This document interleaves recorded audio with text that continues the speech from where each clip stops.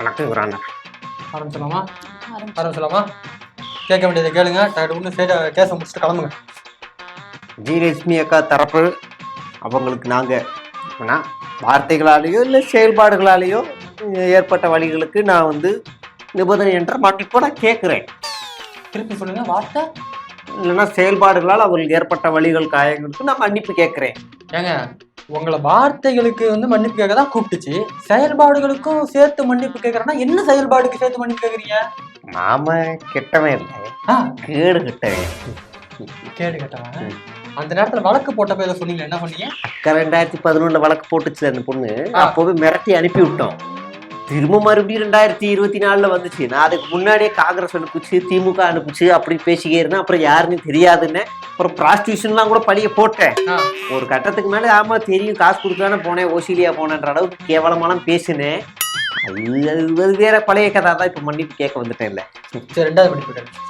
அது ஜெயலட்சுமி அக்காவுக்கு எதிராக நான் பேசின அனைத்து விடயங்களுக்கும் குற்றச்சாட்டுகளுக்கும் நிபந்தனையின்றி நான் திரும்ப பெற்றுக்கொள்கிறேன். அப்பா, என்ன மாதிரியான மன்னிப்புடா இருக்கு. சரி, அந்த வலசரவாக்கம் போலீஸ் ஸ்டேஷன் போனீங்க, போன கேஸ் அங்க என்ன பேசுனீங்க? அங்க என்ன பண்ணீங்க? அந்த அக்கா 23 மறுபடியும் கேஸ் போட்டுச்சு. என்னைய விசாரணை கூப்பிட்டாங்க. நான் சும்மா இல்லாம ஆடியோ கால் மெசேஜ் போட்டேன்.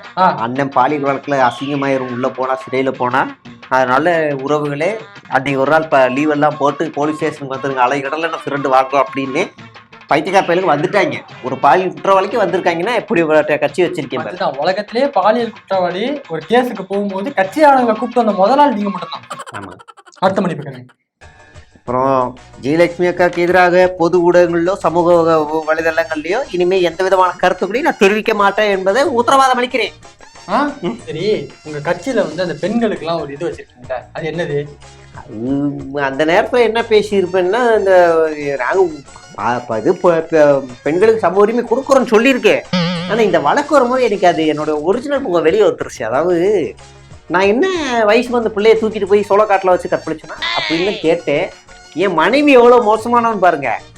ஏயா உன் கட்சிக்குள்ள உனக்கு வேற பொம்பளையே கிடைக்கலையா, போய் அந்த பிள்ளைய போய் அப்படின்னு என்ன கேட்டுச்சு. ஓ சிரிச்சாங்க பின்னாடி இருக்கவங்க எல்லாம். அவ்வளவு கேவலமான ஆள் நானு.